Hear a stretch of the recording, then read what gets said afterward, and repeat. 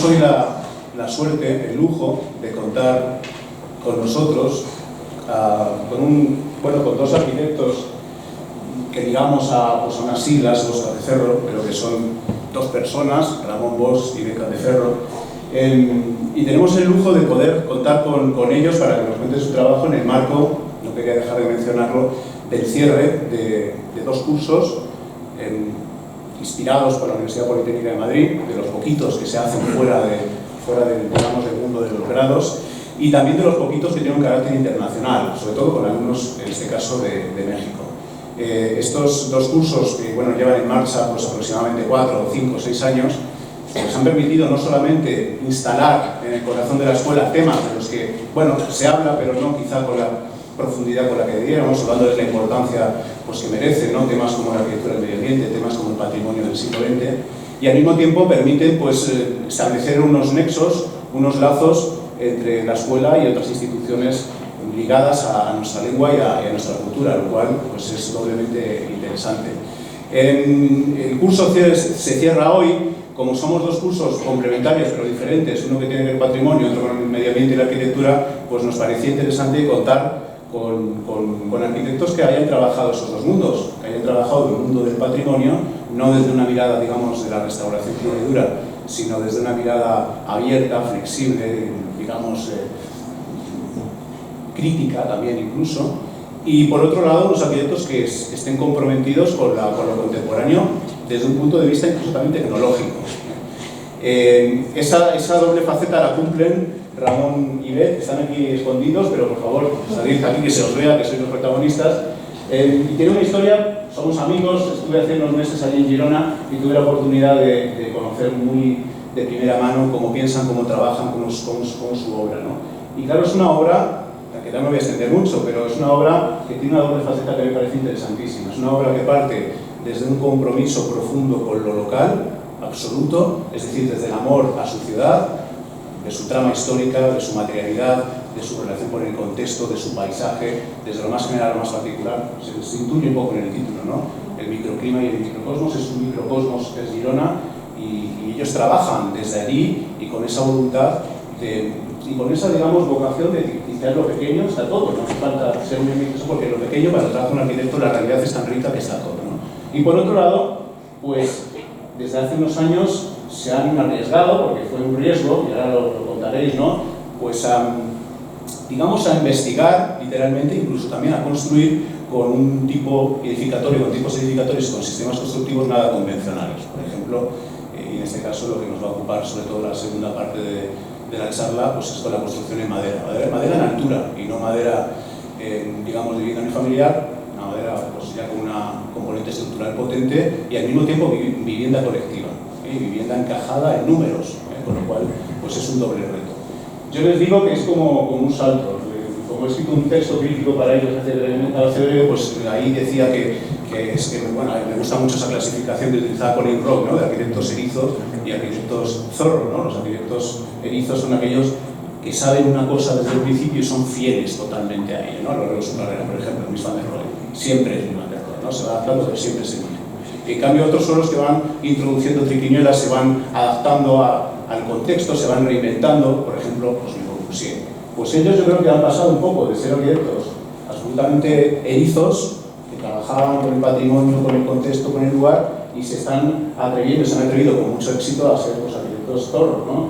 A salirse de lo previsible, de lo que estaban más cómodos y a instalarse en la incertidumbre. Y yo creo que eso es muy valioso y sobre todo cuando sale bien mejor todavía. Cuando sale mal, la certidumbre y la incertidumbre pues no se recuerda de una manera, digamos, gloriosa, ¿no? Por lo que puede suponer. No me quiero enrollar más, simplemente, en fin, para mí es un placer y un lujo y para esta escuela también creo, ¿no? Que estéis aquí y que podáis compartir con nosotros vuestra obra excelente desde tantos puntos de vista. Le vamos a recibir por favor un aplauso aparte del de esto.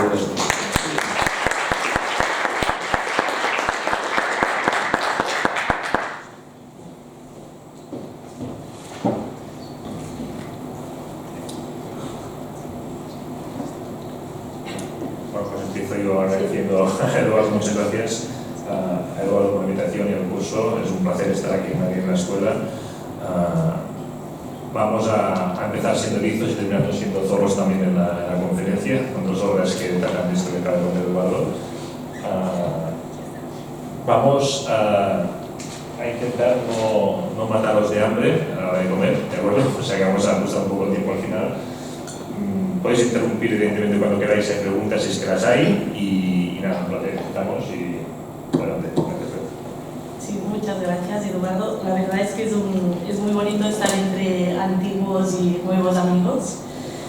Y bueno, sí, dar una charla siempre da como un cierto rumor, y la verdad es que cuando hay según qué personas entre el público, pues la verdad es que todavía más, o sea que esperamos que os resulte interesante.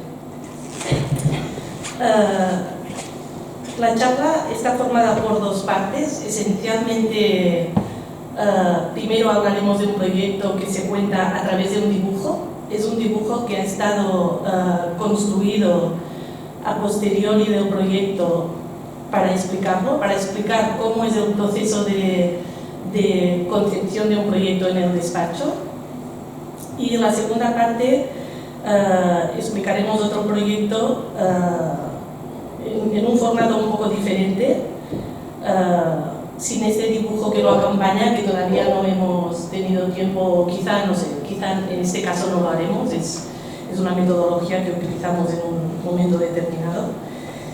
Y yo iniciaré un momento la charla hablando de estas dos palabras que dan nombre a nuestra intervención.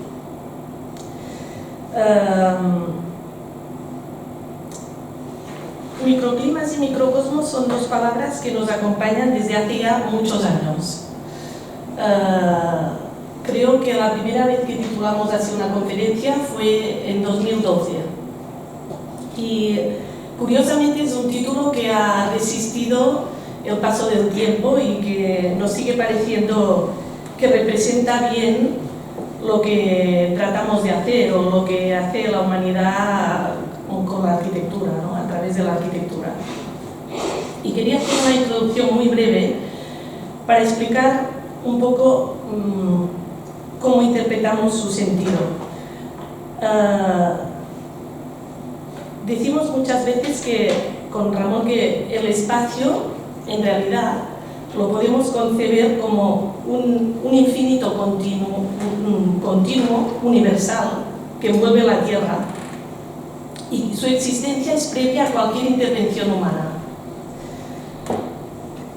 Con lo cual, la arquitectura la podríamos definir como una membrana o una envolvente construida para modificar solo puntualmente este espacio originario, con la finalidad de generar unas condiciones puntuales de confort físico y también espiritual, donde podamos llevar a cabo las intervenciones, las actividades del hombre, de la vida humana.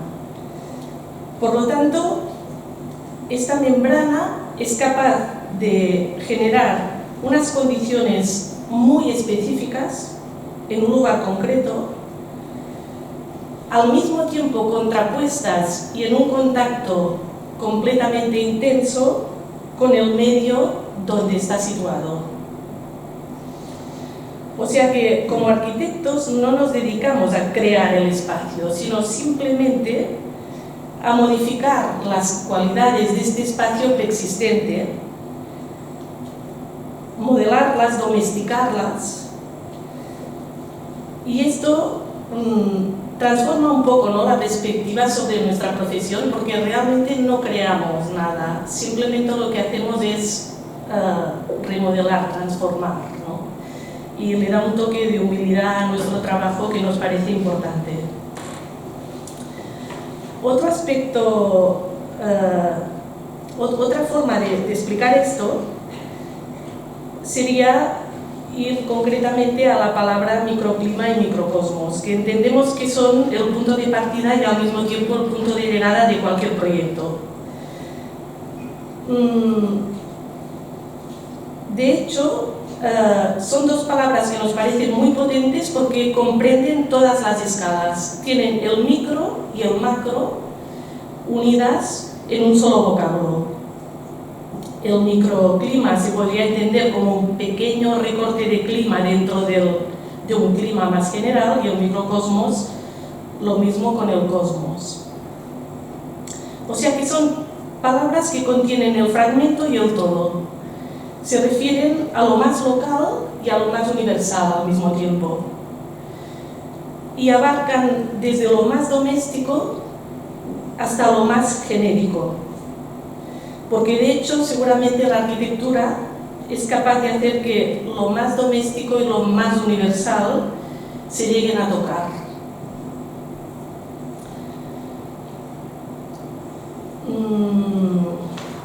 En fin,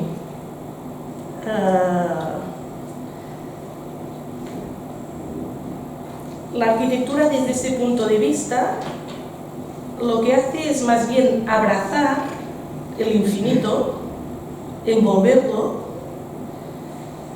a través de un receptáculo que nos permite graduar la relación con el medio, estableciendo en todo momento sinergias y continuidades.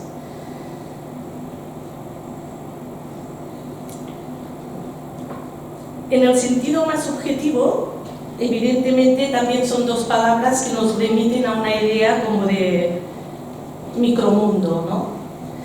Y esto también es muy importante porque al final los espacios que proyectamos esencialmente tienen que ser los mundos en los que van a vivir personas y tienen que ser lugares esencialmente pensados para poder ser el cosmos de alguien, para ser adaptables, para ser transformables, para ser disfrutables y para convertirse en el mundo de alguien que no somos los arquitectos.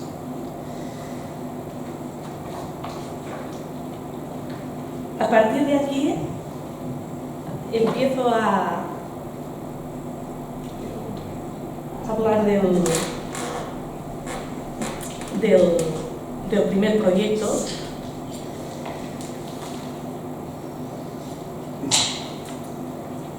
Hay otra pequeña introducción un poco teórica que me gustaría hacer. Espero no cansaros con estas introducciones, pero esta primera parte de las conferencias, que es un poco más teórica, nos parece importante para transmitir esta forma de enfocar las cosas.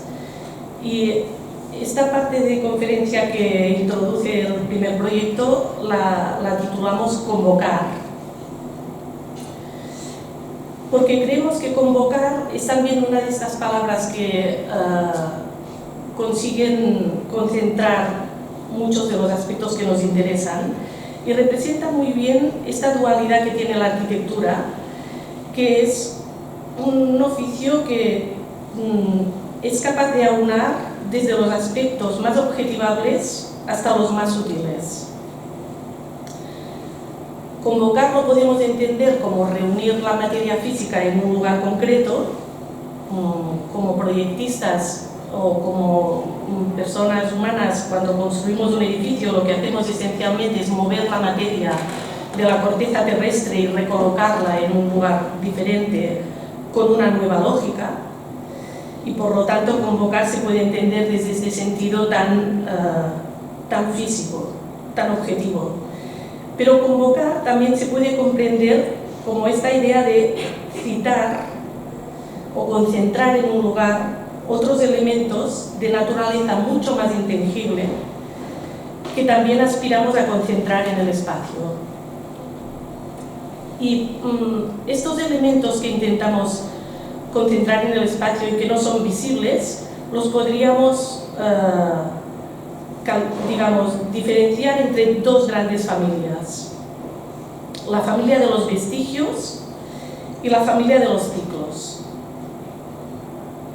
Los vestigios son todos los conocimientos que se han depositado sobre un sitio a lo largo del tiempo y que pueden alumbrar nuestras decisiones proyectuales.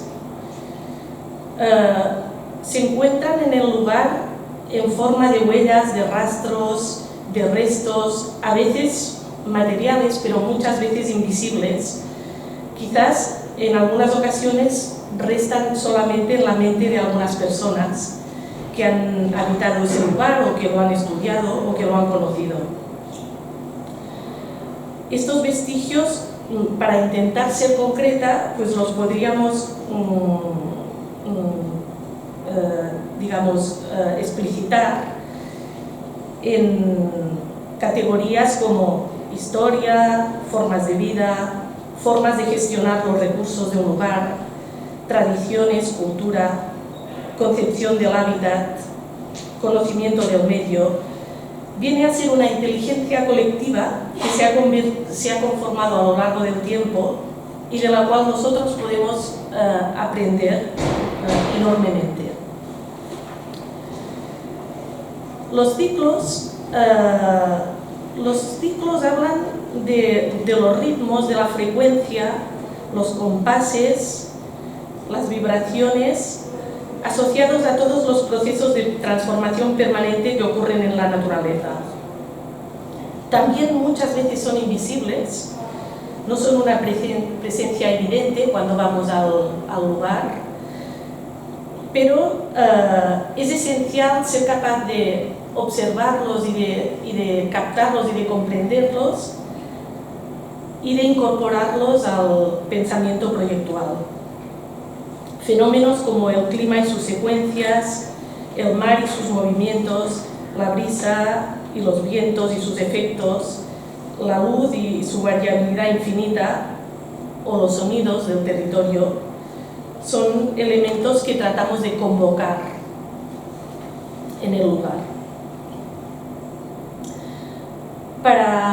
Para entrar en contacto con estos intangibles, esencialmente lo que hacemos es intentar desplegar un alto grado de conciencia y de porosidad intelectual, porque lo que realmente aspiramos es a establecer un sentido muy profundo de pertenencia, acompasándonos con el lugar y tejiendo con él tantas continuidades y complementariedades como somos capaces.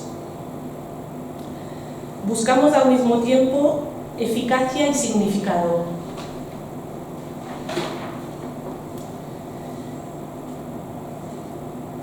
Creemos que solo así puede llegar a surgir la alquimia y podemos llegar al mismo tiempo a conferir a aquel lugar un carácter sutil y al mismo tiempo. Y si tenemos suerte, hacerlo memorable para las personas que lo van a habitar. Como veis, es un trabajo de precisión, pero también de intuición,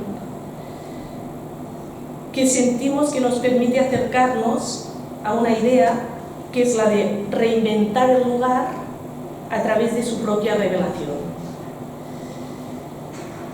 Y trataré de explicar con estos ejemplos esta idea de reinventar el lugar a través de su propia revelación. Esto es un trabajo de Bruno Munari. Bruno Munari se pasó una época larga de su vida recolectando piedras de los lugares que visitaba. Y hizo un libro, pasados los años, que se llamaba Da lontano c'era un'isola, en el que lo que hacía era mostrar cómo estas piedras tenían cada ellas una historia oculta, una historia inimaginable, infinitas posibilidades de historias contenidas en esta pequeña porción de planeta. Lo que hacía es que a través de una pequeña intervención muy sutil, pues reinventaba la piedra y al mismo tiempo revelaba su naturaleza, porque nunca antes de este dibujo habíamos sido tan conscientes de la importancia de estas líneas blancas encima de este fondo gris, de esta estructura geológica de este elemento, y además tiene la capacidad de hacer que este elemento ya no es más una piedra, ahora ya es pues una sabana o un paisaje, un territorio habitado por un ser, ¿no? O lo mismo con el Lightning Fields de Walter de María, ¿no? En el que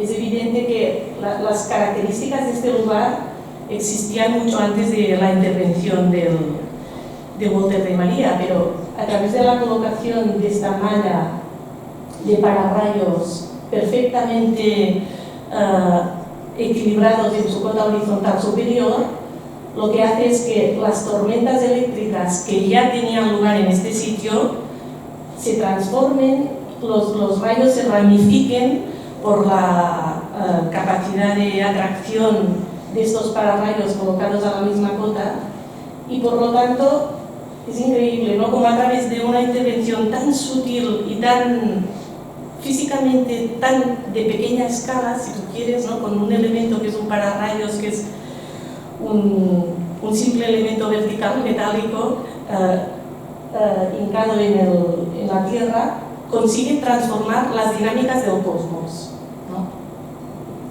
O sea que esta idea de reinventar el lugar a través de revelarlo, porque no está haciendo nada más que seguir hablando de esta inmensa llanura, de estas tormentas eléctricas, o sea, nos está describiendo un lugar a través de una intervención que al mismo tiempo lo transforma, ¿no? Pues este es un poco el deseo que perseguimos con esta idea de convocar. Y esta imagen muestra ya este dibujo, que es el elemento sobre el que se centra esta parte de la charla. Es este dibujo elaborado a posteriori del proyecto, en el que intentamos concentrar todos estos elementos que hemos tratado de convocar en el lugar del proyecto. El proyecto es la casa Andamio, la llamamos, es una pequeña casita que rehabilitamos en la ladera de la cala Sarriera, en Bagú. Y ahora os voy a hacer un relato, digamos, secuencial para construir este dibujo, y a través de esta construcción pues compartiré con vosotros todos estos tangibles e intangibles que fueron esenciales para el proyecto. Bueno, seguramente muchos de vosotros con Eduardo nos hemos bañado allí. Conocéis perfectamente Bagú, está en la costa gerundense, en la parte nordeste de la península, muy cerca del Cap de Creus, que es digamos el accidente geográfico que nos separa de Francia. Y es una cala que tiene la curiosidad de estar completamente orientada al norte. El hecho de que esté orientada al norte, bueno, aparte de eso, perdón, está situada justo después de estos dos inmensos golfos que, como os podéis imaginar, son playas larguísimas que quedan separadas entre ellas por estos elementos rocosos de montes que llegan al mar y configuran estas calas muy estrechas y con mucho pendiente y de difícil acceso, justo enfrente del Mediterráneo. Aquí veis nuevamente Sarriera. Ya se intuye que esta playa es el resultado de la erosión que genera este riachuelo Sarriera, que es el que genera este paisaje, y veis aquí la proximidad de este inmenso golfo y de esta playa preciosa de Valls. Y aquí tenemos un zoom todavía más cercano de la misma cala, y de ahí arranca nuestro dibujo. Esta es la localización de la casa que teníamos que rehabilitar, y el dibujo arranca simplemente de poner un punto de foco encima de este territorio y empezar a describir cómo es ese lugar y cómo lo comprendimos a través del proyecto. Esencialmente, lo más importante de este lugar es que es un punto de encuentro entre la hidrosfera, la atmósfera y la geosfera, ¿no? Es un punto de encuentro entre la tierra, el mar y el aire. Es un paisaje que está vertebrado por la circulación de agua que baja de las cotas altas del paisaje hasta la playa y hasta el mar.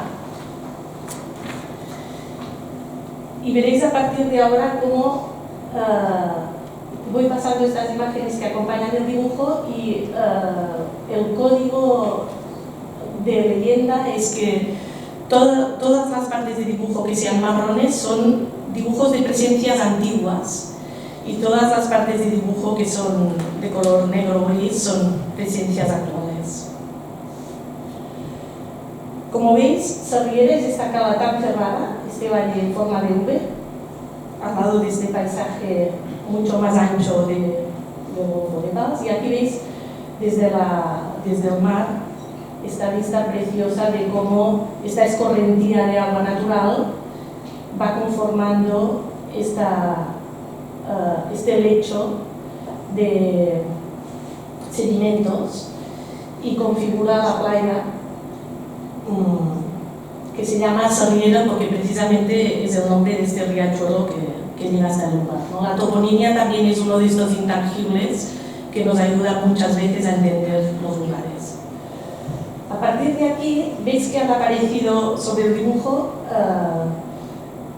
pues las pequeñas cabañas de pescador que todavía quedan en el lugar de la época en que Sarriera era simplemente un asentamiento no permanente de pescadores que venían cuando el clima era un poco más benévolo, se instalaban temporalmente aquí, pescaban y cuando llegaban los meses más duros del año volvían hacia las cotas más altas del territorio o hacia el interior de estas comarcas.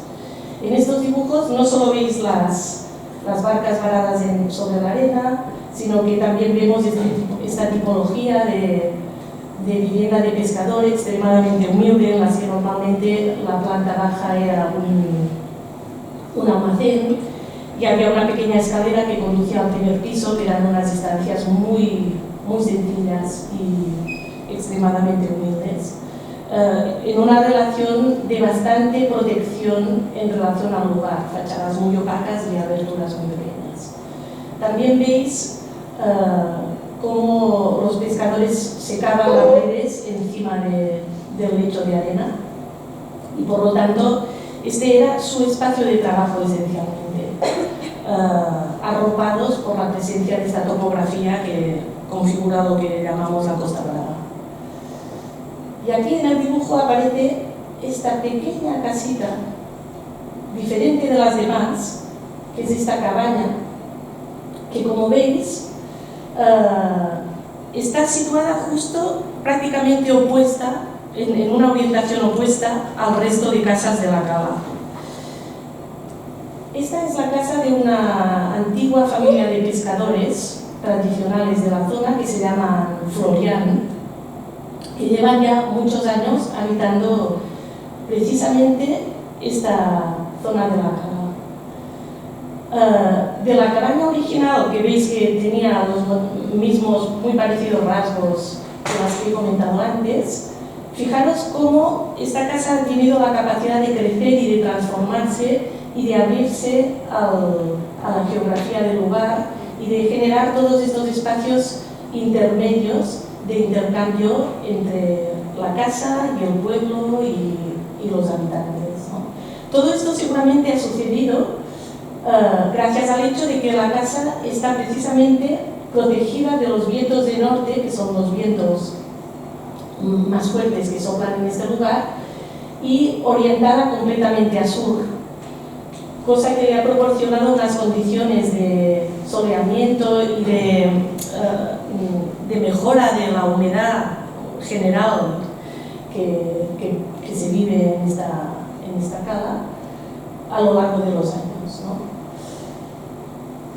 Aquí, como veis, en el dibujo aparece la presencia de toda esta vegetación que va creciendo en estos montes que originalmente eran unos montes muy pelados, con muy pocos árboles, pero el hecho de que los pescadores desarrollaran aquí su actividad necesitaban proteger las redes de los daños que provoca la sal del mar. Y entonces lo que hicieron fue plantar muchos pinos para poder hervir las redes en unas cazuelas inmensas con la resina de los pinos, y esta resina es la que protegía las redes del desgaste. Con lo cual, el asentamiento de esta gente no solo transforma el lugar concreto donde construyen su casa, sino que efectivamente transforma todo el territorio del entorno. Y llega un momento en el que empiezan a aparecer nuevas presencias, que son las primeras casas de propietarios, terratenientes de esta zona que deciden pasar una época del año aquí de vacaciones en verano. Aparecen unas nuevas tipologías constructivas, son casas que están plenamente rodeadas de porches y concebidas para extender el límite del espacio interior hacia el territorio. No solo llegan estos primeros propietarios, sino que empieza a producirse una transformación muy fuerte de todos estos pueblos a través de la llegada del turismo. La mayoría de casas de pescadores son sustituidas por edificios de apartamentos.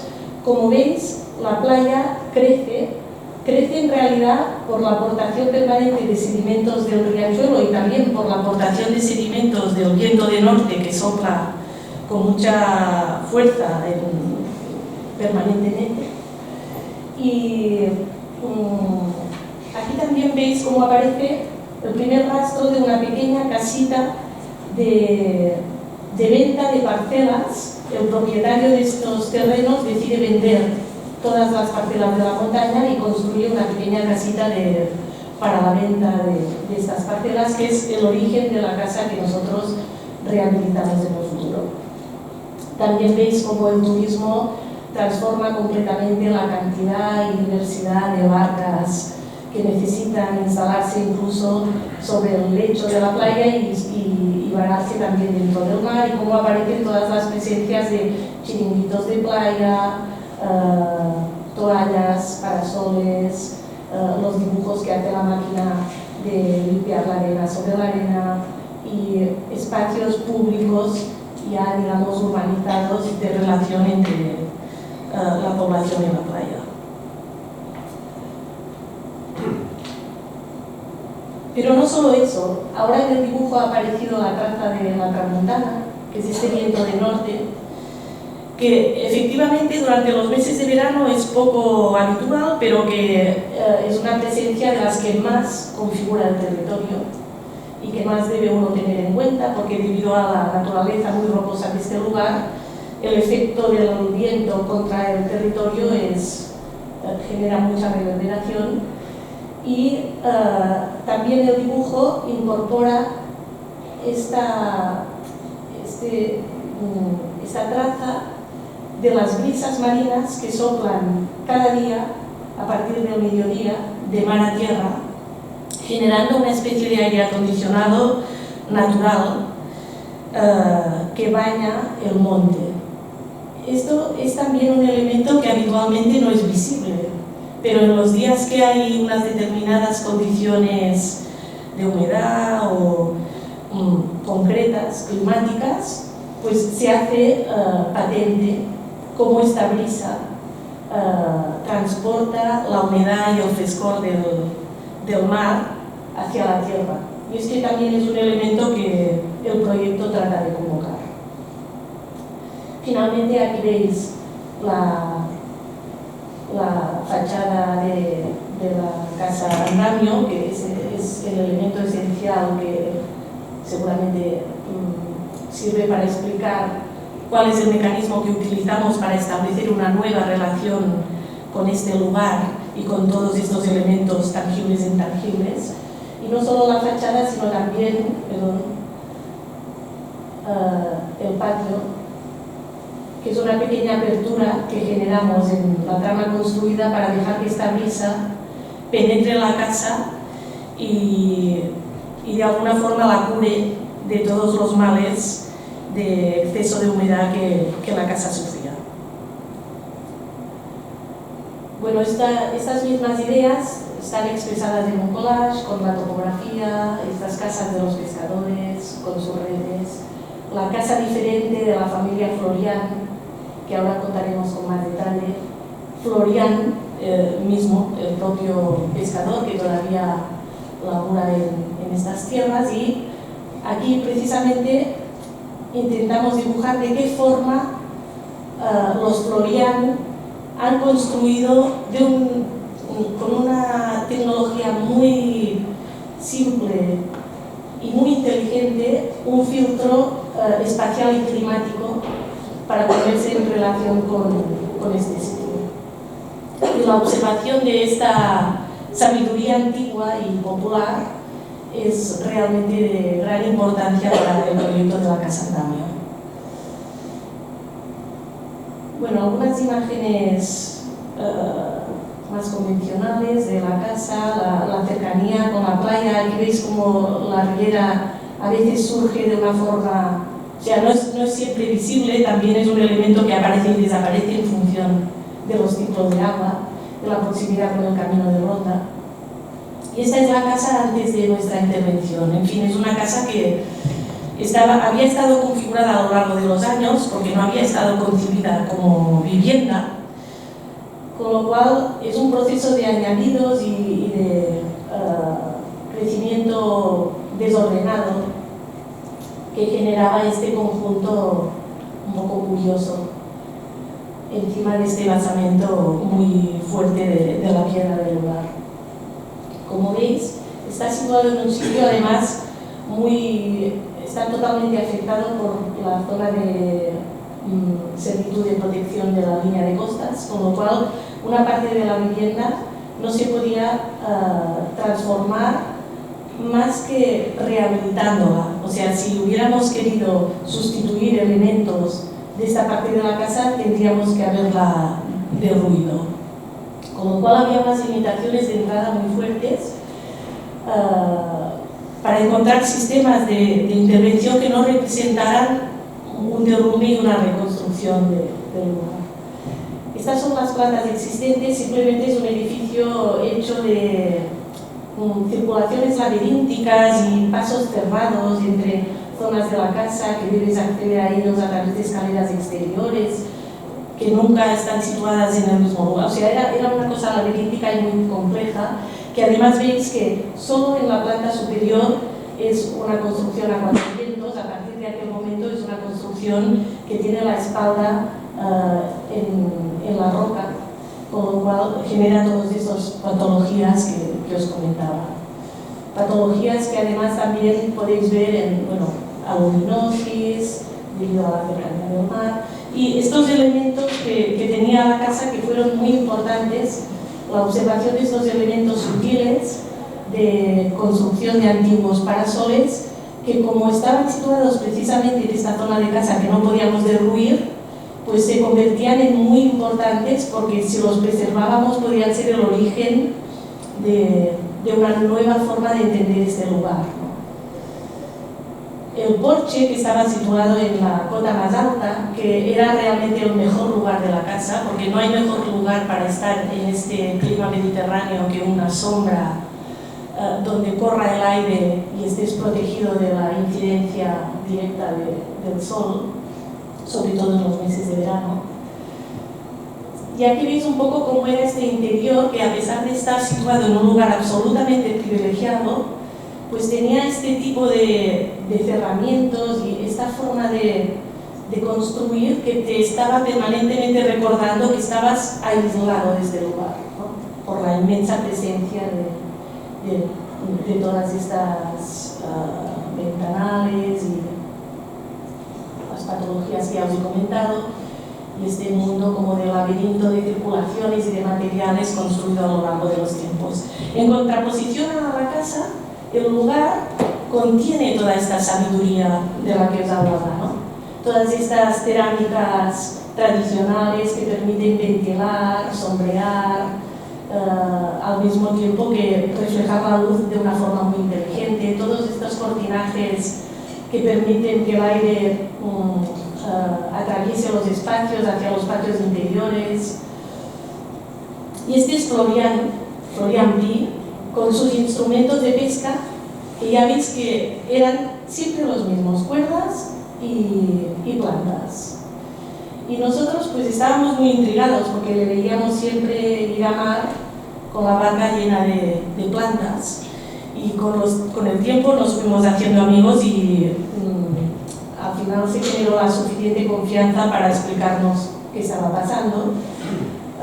Realmente lo que hacen estos pescadores que han sobrevivido al paso de los años en estos lugares tan pequeños es que ellos, a través del trabajo con estos elementos de la naturaleza, generan sus propios viveros de pescado. Construyen una especie de racimos de cuerdas con estas plantas, que es una planta autóctona muy espinosa y con una hoja muy dura que dura durante muchos meses dentro del agua. Dejan estos racimos dentro del mar y allí los calamares y las sepias ponen sus huevos porque saben que gracias a estas puntas de las plantas no van a ser atacados por otros peces, por otras especies. Con lo cual tienen a muy poca distancia su propio vivero de pesca. Pero además estos elementos de las cuerdas y las plantas son los mismos elementos que han utilizado históricamente los Florian para configurar la galería, el porche de su casa. Fijaros que es precioso cómo a través de este sistema tan extremadamente frágil, cosido y recosido a base de años, sostienen el milagro de esta enredadera que crece cada año en verano y decrece en invierno, de forma que el sol puede bañar el porche cuando ellos lo desean y en cambio se protegen del exceso de luz cuando llega la estación del turismo. No solo es un espacio de regulación térmica y de iluminación, sino que también es un espacio de intercambio social, porque aquí es donde venden el pescado a las gentes del pueblo que vienen a comprar. Estos filtros habituales de la pesca no los utilizan solo en la fachada más exterior, sino que también los utilizan delante de los ventanales o de las puertas o incluso para hacer una lámpara.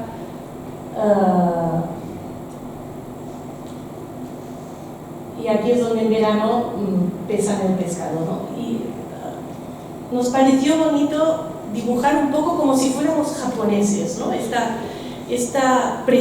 preciosismo de este elemento que es improyectable y que es el más importante de este lugar y que está construido con esta sabiduría antigua.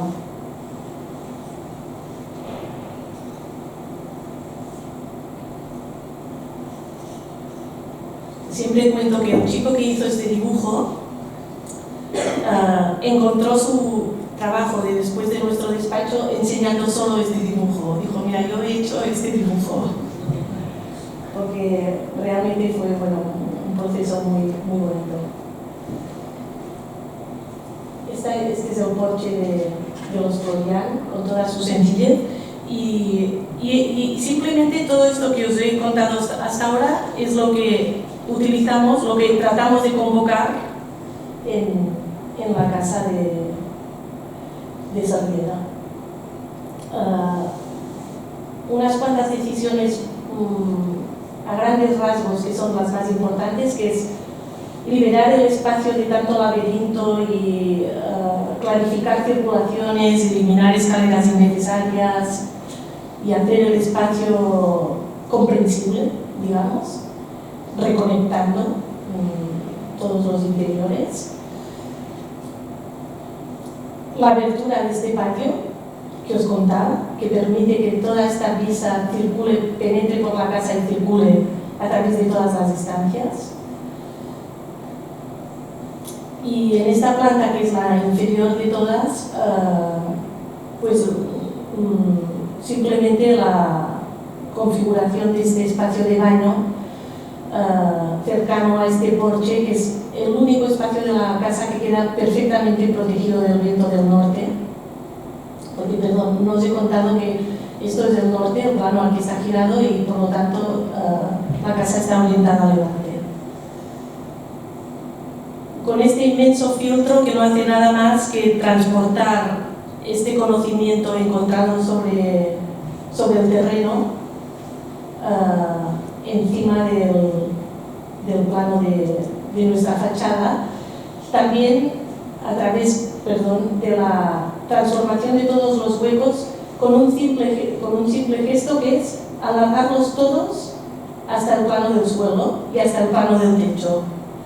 O sea que esencialmente lo que hacemos es acabar de perforar mucho más la fachada y solaparle este filtro de aire, de humedad, de verdor, de vistas en ciertos momentos, que regula la relación con la geografía y también el clima interior de la casa.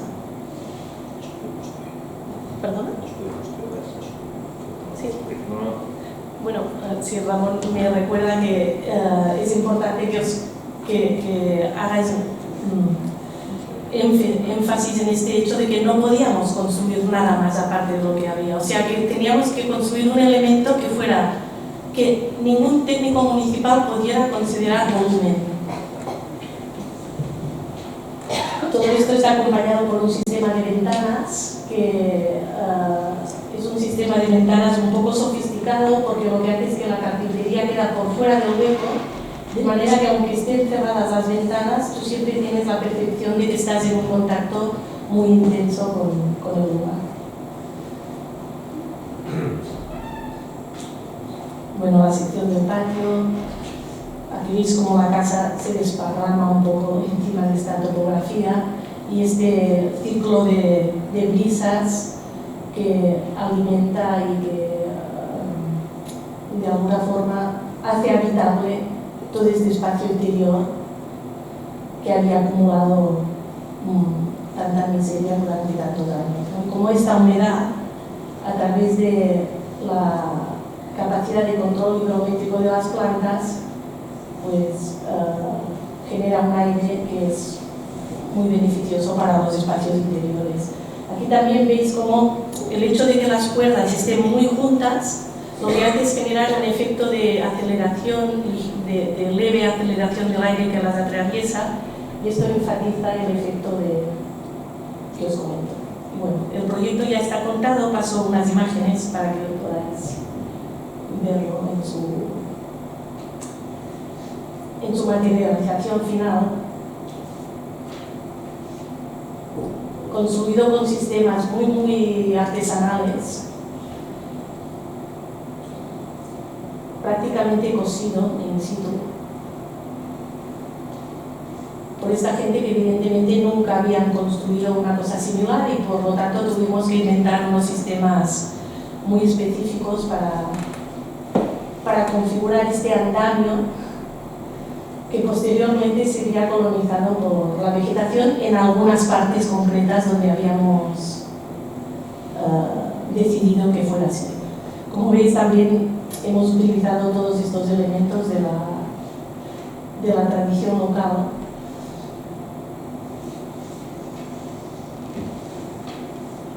Y al final el resultado es un poco este edificio que se desconfigura o se desmaterializa, ¿no?, en vertical, empezando por estos sustratos que ya existían de la piedra del lugar, que genera todos estos muros de contención para tener zonas de horizontalidad en medio de este paisaje. Este primer estrato, que lo llamamos la cueva, que es este estrato muy excavado en la roca y con una materialidad marrunosa que genera este ámbito de protección respecto del viento de norte. Este estrato intermedio, que lo llamábamos la cala, porque son habitaciones protegidas, pero muy abiertas hacia el territorio y con este filtro de vegetación. Y este espacio de la planta superior, que lo llamamos el porche, que realmente es el espacio en el que simplemente estás cubierto y donde la circulación del aire es absolutamente libre.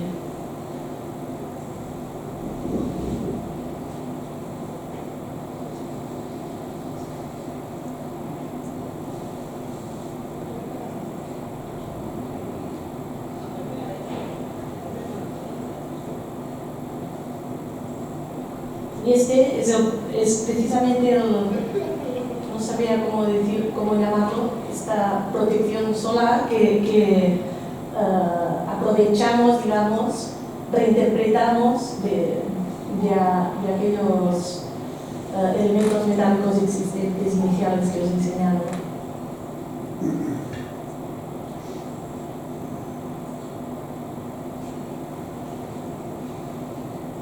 Este filtro superpuesto también a su vez genera sus propias ventanas hacia el entorno.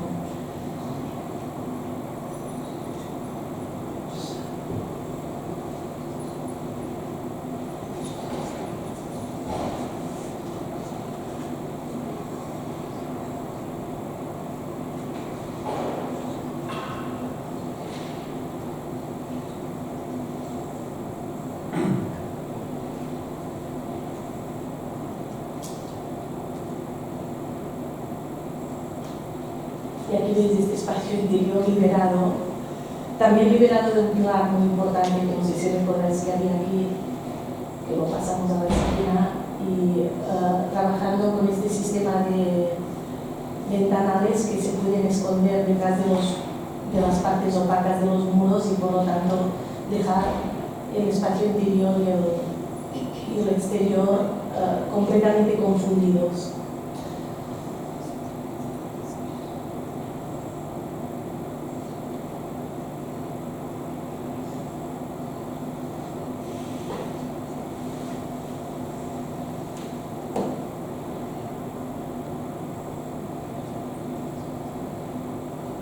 Este es el patio que abrimos en la planta intermedia. Y este, por ejemplo, es el efecto que hace este filtro cuando pasa por delante de ciertas ventanas. Por ejemplo, en los baños la vegetación pasa por delante de los ventanales y en cambio en las habitaciones no. Este es el patio que abrimos, que deja que toda la casa respire.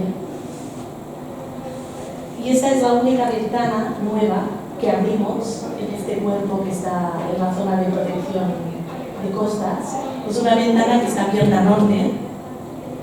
Es una ventana que no es practicable, pero que nos permite divisar a lo lejos las Islas Medas, que son unas islas muy bonitas que hay en esta zona de costa, que cuando atardece quedan bañadas por un sol muy rojizo y parece que sea como una llama de fuego en medio del mar. Y desde esta ventana se vislumbra este espectáculo de la naturaleza cada tarde.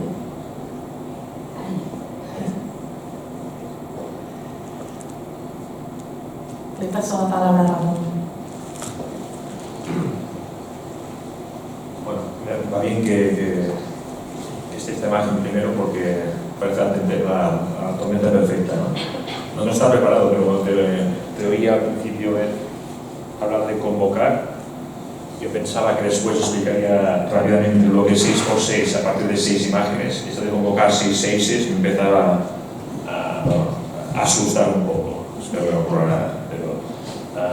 Bueno, la idea es contar rápidamente un proyecto muy distinto que, sin embargo, de algún modo habla de las mismas cosas, que es el proyecto del bloque 6x6, bloque residencial de una planta en la ciudad de Girona.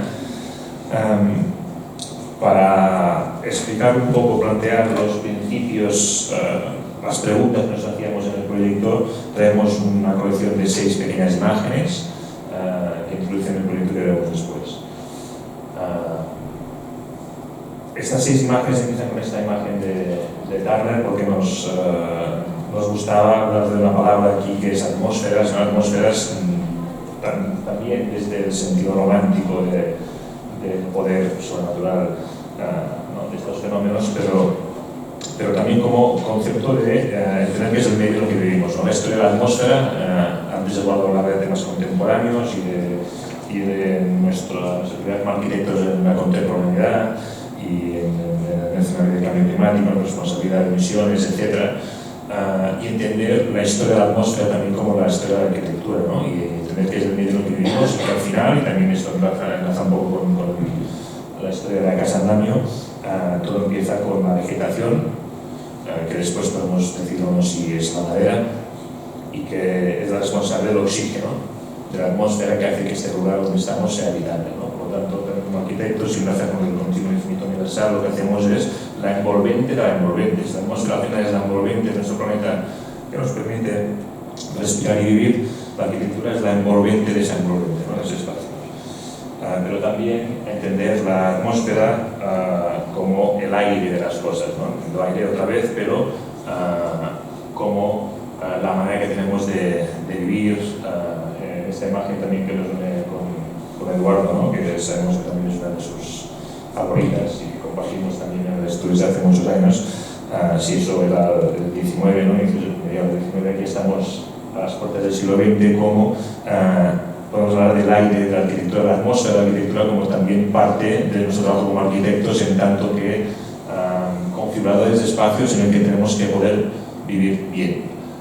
Las sensaciones que tenemos en esos espacios, la manera que tenemos de transitar a nivel cultural, a todos los niveles, que también climático, en esos lugares, ¿no? Y cómo, por lo tanto, como arquitectos, de alguna manera tenemos la responsabilidad de conocer las técnicas. Este es un dibujo ya del siglo XX de Ramón y Cajal, sobre esos grupos magníficos, sobre sistemas neuronales y cómo funciona nuestro cerebro, nuestras percepciones. Deberíamos ser los técnicos sabedores de esos mecanismos que hacen que esos lugares y esas atmósferas en todos los sentidos sean los que buscamos, ¿no? Y un par de reflexiones también sobre cómo buscar, hablaba antes también del conocimiento de la intuición, el camino del proyecto para llegar a ese conocimiento o a ese resultado final, ¿no? Con dos ejemplos, no para confundir o para mezclar disciplinas, pero sí como referencias de procesos creativos quizás opuestos, ¿no? Por una parte, el proyecto como síntesis, y por eso tenemos esta imagen de los grabados, la serie de grabados de todos de Picasso, ¿no? Como conociendo todos los trazos del bicho, puedes llegar a decir cuáles son los fundamentales y con 4 líneas decidir que eres capaz de expresar el animal, ¿no? Porque se entienden cuáles son las importantes. Por lo tanto, el proyecto como proceso de síntesis, pero también el proyecto como proceso de acumulación, ¿no? Muchas veces dos cosas, los contrarios son ciertos, pues en el caso de Giacometti, como la línea cierta al final es el resultado de la búsqueda de todas las líneas posibles y por acercamiento, ¿no? Digamos, casi por posibilidad, el perfil correcto es el más recurrido, ¿no? El más convocado en este caso, ¿no? Por lo tanto, también el proyecto de arquitectura como acumulación de datos y acumulación de posibilidades de lo que imaginamos y lo construimos, ¿no? Y cómo esto puede convivir con lo contrario. Finalmente, Banksy, una cosa mucho más contemporánea, casi que convive con nosotros y con ironía, pero también con esta responsabilidad de nuestro sector en la lucha contra el cambio climático y con mismo un mayor grado de conciencia sobre lo que estamos haciendo y cuál es nuestra colaboración en ello, ¿no?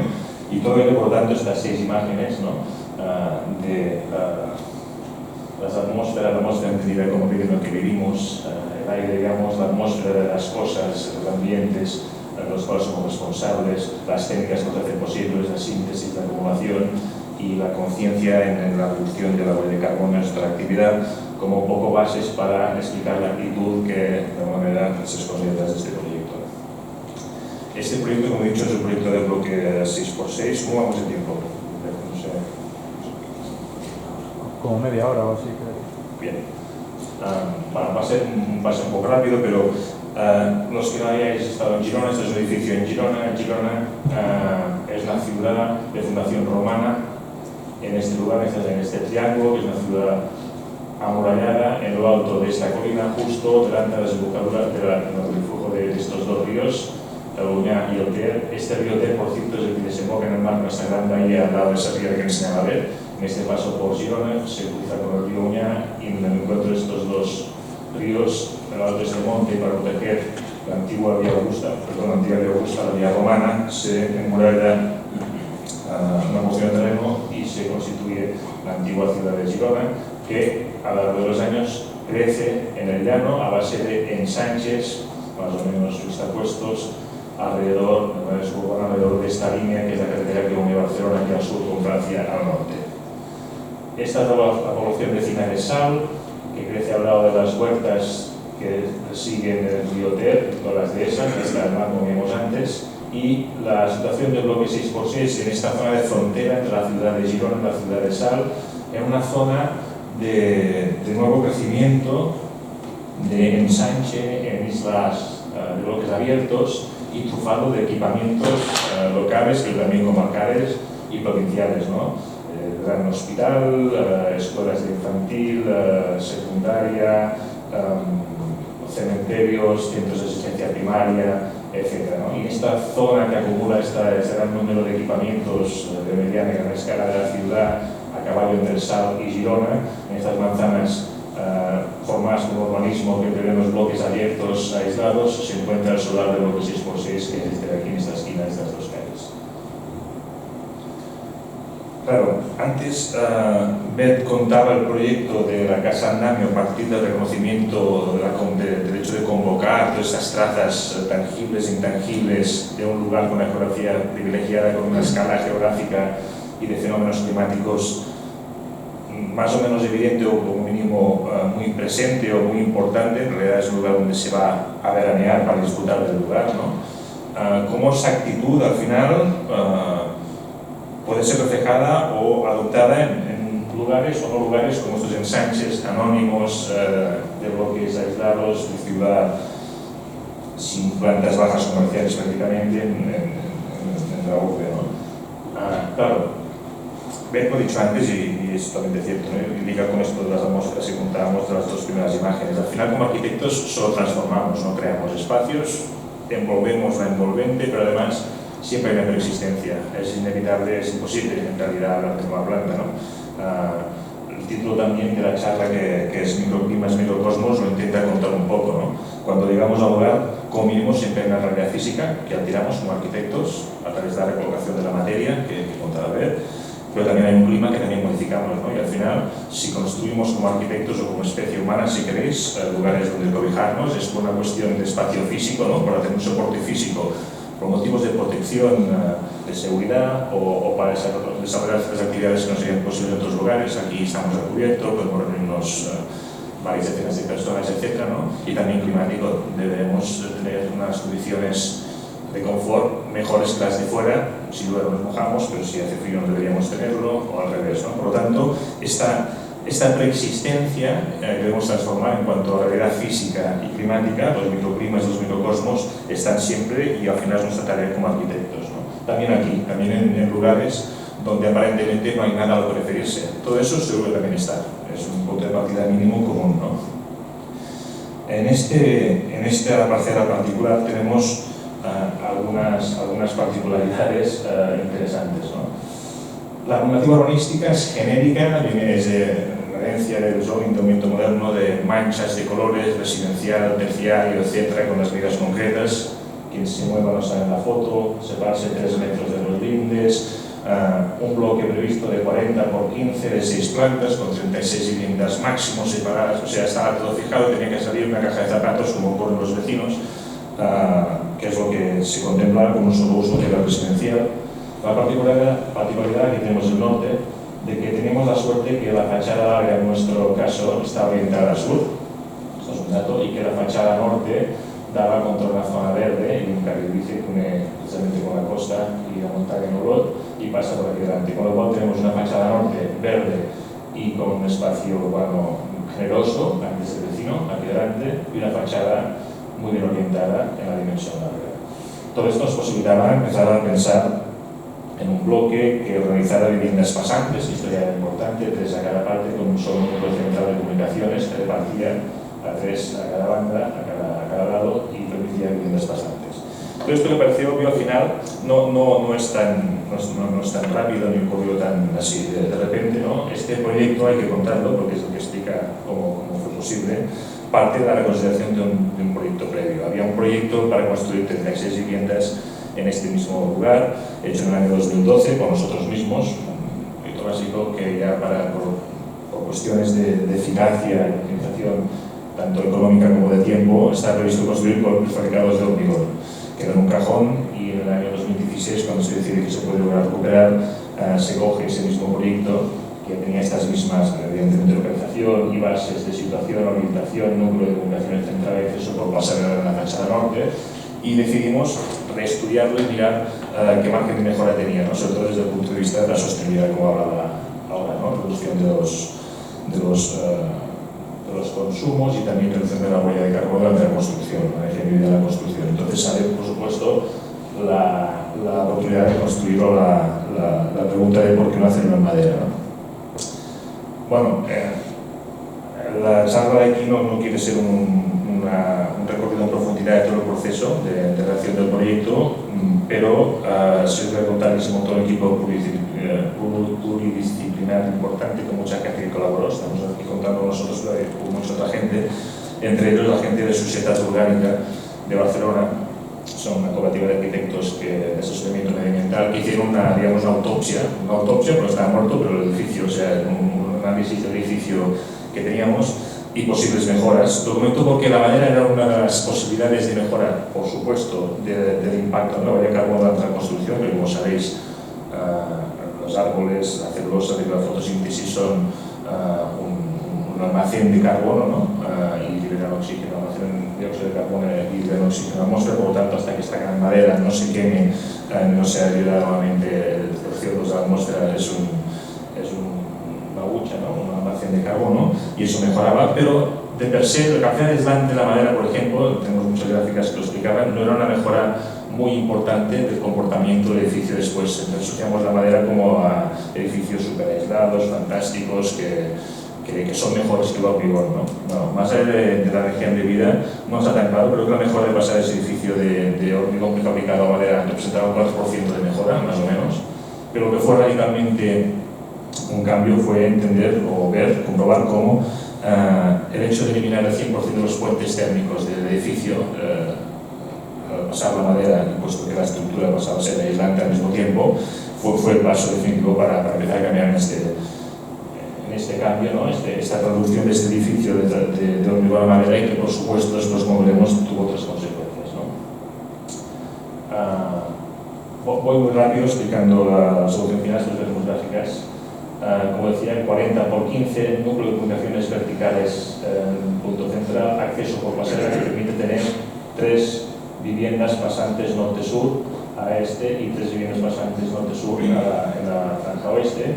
Y el reto aquí era un poco el contrario también de lo que contaba Bets. Aquí no se sabía quién iba a vivir en estas viviendas. Como arquitectos, cuando proyectan vivienda plurifamiliar, no conocemos exactamente las necesidades y particularidades del usuario final, ¿no? Entonces, cómo verse ese territorio genérico de tener que proporcionar un soporte físico y climático con el menor esfuerzo posible para los usuarios, pero para que pueda ocurrir casi cualquier cosa, ¿no? Cómo proyectar el soporte para lo imprevisto.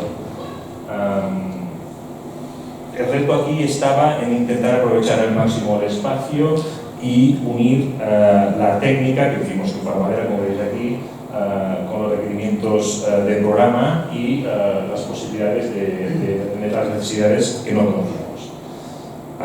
Es por eso que, y para conseguir una estructura rígida en altura como comentaba Eduardo, con material que requiere como madera, se decide trabajar con unas viviendas que lo que deciden son recuperar la tradición de edificios con muros de carga, que al final es lo que son las paredes de CLT, de madera laminada, que definen unos espacios pasantes que por su disposición, sin pasillos, sin distribuidores, permiten aprovechar al máximo la distribución entre elementos portantes y al mismo tiempo permiten conectar o separar espacios entre ellos para atender a las posibles necesidades no previstas de unir o separar espacios a lo largo del día o de la vida o de los usos de estas viviendas. Para ello se hace evidentemente un sótano hormigón armado, sobre el cual se levanta este edificio de 6 plantas de muros y forjados de madera laminada que definen estas viviendas pasantes con acceso por pasarela de la fachada norte y que, como decía, tenían que intentar establecer una estrategia de reducir al máximo posible la demanda energética para conseguir las condiciones de confort interiores, ¿no? Entonces, intenta también este proyecto poner de acuerdo perdón que hable de cuestiones más técnicas, normativas, pero al final es lo que te encuentras cuando trabajas y necesitas cumplir, ¿no? Como arquitectos, está el reto de cumplir normativas aparentemente contradictorias que también ponen un poco encima de la mesa debates sobre nuestro papel y el papel de la normativa y de la técnica en nuestro trabajo de cada día, ¿no? Por una parte debemos ser sostenibles en el sentido de reducir al máximo la demanda energética para conseguir las condiciones de confort, está entendido, y por otra parte, debido a la falta de posibilidad de ventilación o de conocimiento de cómo habitar las viviendas en las que moramos, ¿no? nos obligan a introducir sistemas de ventilación artificial en nuestras viviendas, que es contradictorio con el primer punto, ¿no? Gastas muy poca energía para calentar en invierno un aire interior de unas viviendas y después este aire te obligan a echarlo a la atmósfera y a introducir el exterior dentro para ventilar y conseguir la salubridad con la calidad del interior, es una contradicción, ¿no? Por eso están estos cacharros que tenéis aquí, que ya conoceréis, supongo que son los recuperadores de calor, que lo único que hacen es, a partir de principios básicos, ¿no? Termodinámica del huevo de la máquina, el calor siempre va del cuerpo más caliente al cuerpo más frío, lo que hace es el aire de aportación exterior se cruza con el aire de expulsión interior desde cocinas y baños y antes de expulsar la cubierta le cede el calor al aire que aportamos de fuera. Esto es un truco de calor que conocéis y que es más o menos habitual, con la particularidad de que en este caso el aire de aportación lo cogemos de la fachada sur, pero en lugar de ser del espacio directamente exterior, lo captamos desde una galería que está abierta al sur, por lo tanto tenemos un aire precalentado por el sol sin necesidad de consumo. Este aire precalentado en invierno pasa por el recuperador, se cede el calor del aire que expulsamos y va a ser introducido en las fachadas norte y sur, por lo tanto es el sistema único de calefacción de esta casa sin necesidad de ninguna otra aportación. Mientras que en verano hay un sistema de compuertas que lo que hace es dar deportación, lo cogemos, se cierran las compuertas de la fachada sur, que se configura como un espacio de terraza, no se abre en la cristalera, se pasa a una persiana, vamos a ver cómo, se consigue un espacio ventilado pero en sombra, fase de ventilación cruzada natural que podemos obtener, y la aire de aportación del sistema de ventilación se hace desde la fachada norte, de manera que tenemos un aire no frío pero más fresco en verano, y el exceso de calor se cede al aire de expulsión y va a ser introducido las dependencias del norte y sur, ¿no? En principio, por lo tanto, lo que hacemos es mover este aire para conseguir un confort interno sin aportación de más energía que este ventilador en invierno y verano. Y cómo conseguir esto y cómo de alguna manera relacionarnos con la tradición del lugar, con alguna referencia que arraigue esta arquitectura a este lugar, más allá de estos prototipos que un edificio de 40 metros pintado a norte-sur podría estar en cualquier lugar de nuestra geografía, ¿no? Bueno, nos estamos siempre intentando, en catalán decimos los sotorenos, ¿no? Soparejo, esto está hecho. En realidad en Girona, si habéis estado, antes en la ortofotoma, si recordáis, hay una gran fachada que cuelga sobre el río que cuenta un poco la historia de la ciudad, ¿no? Como cuando en esta segunda muralla la ciudad llega al río y ya no puede crecer más, empiezan a construirse algunas, primero son voladizos, pequeñas comunas exteriores fuera colgadas encima del río que se van cerrando para contener algunas habitaciones extra de las casas que ya no caben y tienen unas necesidades. Se construyen estas balconeras, estos balcones, estas aberturas de suelo a techo, que después son tapiados, pero se dejan las jambas de estas antiguas ventanas, que después acaban siendo efectivamente cerradas y protegidas del sol de poniente con estas persianas de huerta. De manera que los trazos, los rastros de toda esta historia configura una geometría particular de las galerías colgadas del río que al final acaban haciendo lo mismo que pretendemos nosotros en nuestros tiempos en la galería sur para captar la radiación del sol, ¿no? Esto nos sirve un poco para referirnos, atarnos, relacionarnos con la historia del lugar, la manera de construir galerías que ya existía para diseñar los elementos, que igual que las críticas de este edificio deberían ser industrializados, prefabricados, son construidos en taller de manera artesanal pero repetida, para poder ser ensamblados de manera eficaz en la obra, y que gracias a industrias locales, cercanas de Girona y Mañol, construimos unos prototipos y estudiamos la manera de recuperar estas galerías de un sistema eficaz, con sistemas eficaces contemporáneos, que después fueron colocados en la obra y que son al final esta piel de la fachada sur de este edificio, que igual que los animales se cambian el plumaje o la piel según la estación del año, se adapta y puede ser configurado como un pequeño umbráculo en verano o como un invernadero en invierno, acogiendo la radiación del sol o digamos, evitando que incida en la vivienda, ¿no? Esto es importante, también lo decía antes, o recuperamos la imagen de Ramón Casas, ¿no? de este cuadro fantástico de interior al aire libre, ¿no? Estos mecanismos más o menos pasivos de conseguir el confort climático en los interiores, me parece muy importante que no sean ni solamente máquinas ni solamente elementos arquitectónicos per se, ¿no? Es importante la habitabilidad de estos elementos, el goce, la posibilidad de estar en estos espacios y disfrutar de su relación con el medio más allá de su capacidad performativa, ¿no?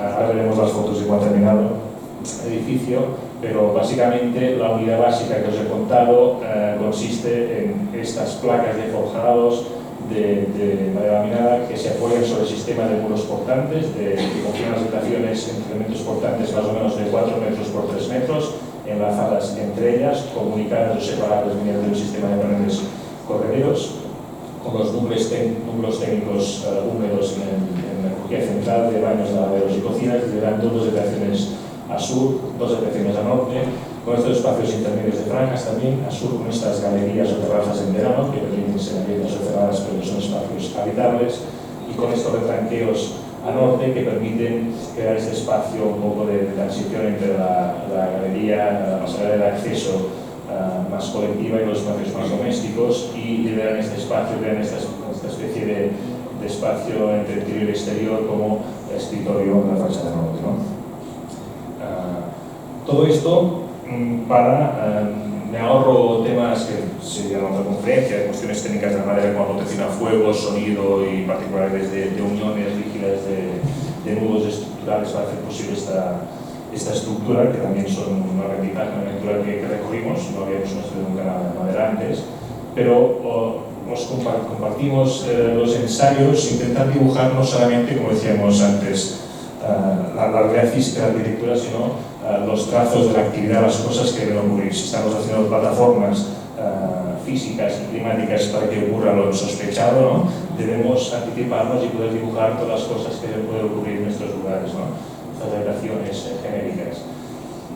Sabéis de cómo con el programa de estas viviendas puede ser un programa convencional de una habitación con el comedor, cocina, salón, una habitación y un estudio, pero también cómo esta misma solución permite ser habitada con un programa de 2 habitaciones dobles, de comedor, cocina, salón, o debido a las dimensiones también de estas habitaciones, cómo pueden ser utilizadas incluso hasta 3 habitaciones, baño y cocina. La cocina, gracias a su dimensión, permite tener el comedor dentro y entrar por el salón.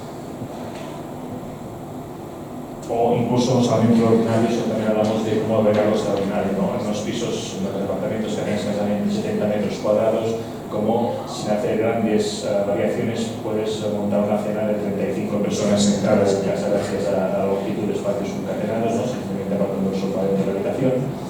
O como aquí hacemos la broma del Campeonato Mundial de Scavenging, que al final lo que cuenta es la flexibilidad, ¿no? El flujo de comunicaciones de estas habitaciones, gracias al hecho de que cada una de ellas tenga al menos 3 accesos distintos, ¿no? También la posibilidad de combinar la zona más colectiva con la zona más privada, ¿no? Decíamos, puede montarse un taller de magdalenas un domingo por la tarde y abrir a los vecinos aquí una zona de cata de magdalenas o de pasteles, que será la zona más privada de la fachada sur, o cómo también superar este zoning, ¿no? Que contamos, esta concepción del urbanismo a partir de los usos con manchas homogéneas de colores y como este edificio principalmente visto como residencial puede acoger otros usos, ¿no?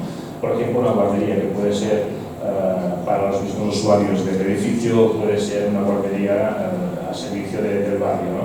Con una zona de dormitorio de niños y comedor en la fachada sur y zona de recepción y juegos en la norte, con baños y cocinas en el centro, o como los 34 habitantes de 34 unidades pueden compartir la 35, digamos, como uso compartido colectivo de una mesa, una cocina con 4 turnos dos turnos de 4 mesas de 10 personas para dar de comida a todos los habitantes del lugar.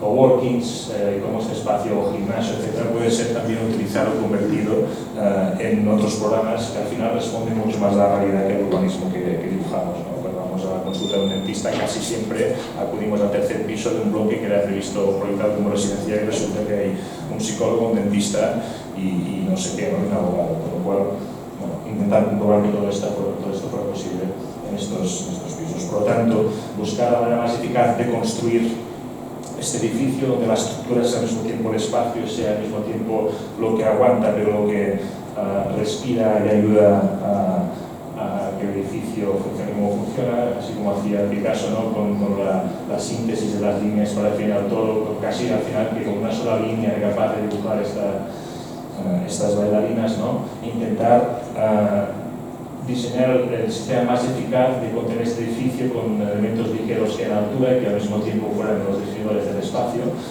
pero, como decíamos en la contradicción ciertas, ¿no? Así como Giacometti acumulaba todas las posibles líneas para definir cuál es el perfil correcto de sus dibujos, todos estos usos superpuestos que demuestran las posibilidades de lo que debe ocurrir en la arquitectura, que es solamente no el soporte para lo que puede ocurrir casi lo imprevisto, ¿no?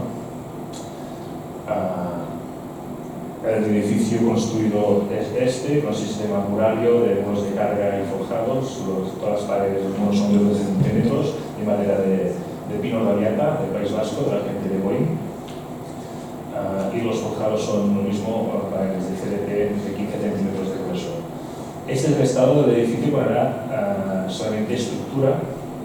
Esto empezó a construirse sobre rasante 9, era en agosto, los vecinos se fueron de vacaciones a Sarriera o lugares similares y cuando volvieron encontraron esto delante de su casa. Este edificio, la estructura de este edificio que vemos aquí se construyó durante 6 semanas y fue lento porque tuvimos problemas en el arranque por culpa del hormigón que no estaba suficientemente a nivel, culpa nuestra, porque no tuvimos tiempo, podía ser más rápido, pero en 6 semanas y con 4 hombres. Vamos a hacer la broma, recuerdo que eran vascos, pero eran 4 y se levantó este edificio en 6 semanas. Claro, estos edificios con esta eficacia constructiva, al menos a nivel de estructura, requieren, al menos en nuestro caso, por nuestra experiencia, requieren una mayor intensidad en el proceso de proyecto y de control de las soluciones, que cabe decir que encuentran muchos baches en la normativa actual que no contemplan soluciones posibles con estas técnicas y que obligan a construir contradicciones que espero sean superadas en los próximos años, ¿no? Podemos hablar después formalmente en la charla, si queréis, por ejemplo, estamos intentando, nos están obligando a hacer edificios que consuman muy poca energía. Para hacer eso y que sean sostenibles, la poca energía que necesitamos sería bueno generarla con sistemas renovables. Esto significa edificios 100% eléctricos. Si hacemos edificios 100% eléctricos, estamos penalizados por el reglamento de baja tensión que nos obliga a calcular los edificios de 9,2 kilovatios. Con lo cual tienes las mangueras para atraer una tensión terrible a unas viviendas que consumen muy poco, ¿no? Estas son contradicciones que vas encontrando entre la realidad normativa del momento y la realidad constructiva de hoy, ¿no? Bueno, no me quejo. El edificio en estructura que ya definía todos los espacios, que es un esqueleto que configura el animal nuevamente, con las líneas pasantes, 2 buques cada uno, reforjados de sur a norte, protegidas en la banca, que abajo está el aparcamiento del sótano de hormigón armado, protegidos con elementos de multimedia que permitan en su contacto con el terreno, y que establecen esta retícula, este soporte físico básico sobre el que debe ser posible, de todas maneras posibles de evitar aún sospechadas. Algunos detalles como los apoyos de los forjados superiores o las paredes inferiores con estos elementos elásticos para absorber los sonidos, las vibraciones acústicas entre unas unidades y las otras. Una cosa sorprendente que prometimos al promotor, pero no nos creíamos hasta el final y fue posible, como es, no hicimos así, ni un solo agujero en la estructura ante la obra, sino todo mecanizando los paneles de fábrica y funcionando los pasos de estructura, pasarelas de acceso, contacto con la zona de la fachada norte, y este es el edificio terminado, esta es la fachada norte, con todos estos elementos también industrializados, iguales, modulados en su taller, pero elaborados aquí in situ, con esos elementos también verticales, estas líneas metálicas que más allá de modular y conseguir esta prefabricación de los elementos de fachadas, consiguen adiestrar estos barizos de casi 2 metros de las pasarelas, puesto que la madera es un elemento muy flexible y estos son auténticos trampolines de 40 metros. Y por lo tanto, toda esta intensidad en que todos los elementos, más allá de ser como son y de parecer lo que parecen, están trabajando, haciendo cosas relativas con las fuerzas o los aires, o etcétera, con el interior. Sala norte. Por cuestiones acústicas y de incendios, para no extendernos más, pero hay un código para descifrarlo, cómo funciona este edificio. Toda la manera que veis expuesta no es estructural, en cambio todas las partes que veis que no son de madera, detrás tienen parte estructural que ha sido protegido en caso de fuego y acústica. Aquí vemos esta fachada sur, en su posición de invierno como invernadero y de verano como un cálculo, en este espacio habitable, con persianas de puerta de toda la vida y cantinas. Aquí en invierno como fachada cartonada de la reacción solar, este espacio aquí dentro del aire que está entre 10 y 15 grados más caliente que fuera, y esto más allá de cumplir normativas o consumos de final de mes, significa que, vamos a ver, laborar en invierno puede estar tomando un café o leyendo un espacio en el sol, en contacto con el exterior, que es maravilloso. Este mismo espacio, como en verano, es un espacio exterior, se abre la galería, se convierte en terraza y protegido del sol con estas persianas. Esta es una fachada en sus dos posiciones. La galería de acceso, la pasarela de acceso en la fachada norte, es una calle como más, es una pasarela de primera planta. De aquí esta vivienda pasante, en situaciones de 3x4, es la fachada norte, el acceso del estado, y esta fachada sur de al final. Los elementos que permiten ampliar los espacios y montarlos, separarlos, con todas las instalaciones vistas, puesto que nuestro edificio no podemos traspasar la protección de incendios de estas placas de celulosa. Los espacios son montados o separados, las rejas de ventilación que comentamos, con la creación de espacios, estos espacios de transición, en este caso la fachada norte, entre la pasarela de acceso del interior, que tiene espacio de trabajo con el difuso norte de la pasarela de acceso, o este espacio también de transición intermedio, habitable, de fachada sur, en este caso como un ángulo en verano, sería el invierno. Y para terminar, 3 o 4 imágenes de estos mismos espacios, con configuraciones distintas de estos espacios, como el acceso como estudio, la zona central de comedor y al final como salón, o como comedor, cocina, salón al fondo, o estas habitaciones también que pueden ser configuradas al mismo tiempo, gracias a su dimensión, con usos diversos en la fachada sur. Bueno, no sé como objetivo, pero esta más o menos la charla que tenemos prevista.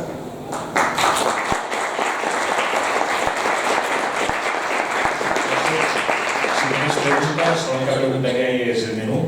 No sé si tenéis idea. Bueno, si no, encantados, podemos charlar ahora abajo. Gracias. Y gracias a todos por la invitación. Es un placer estar aquí y compartir nuestras dudas y nuestro trabajo con vosotros. Gracias.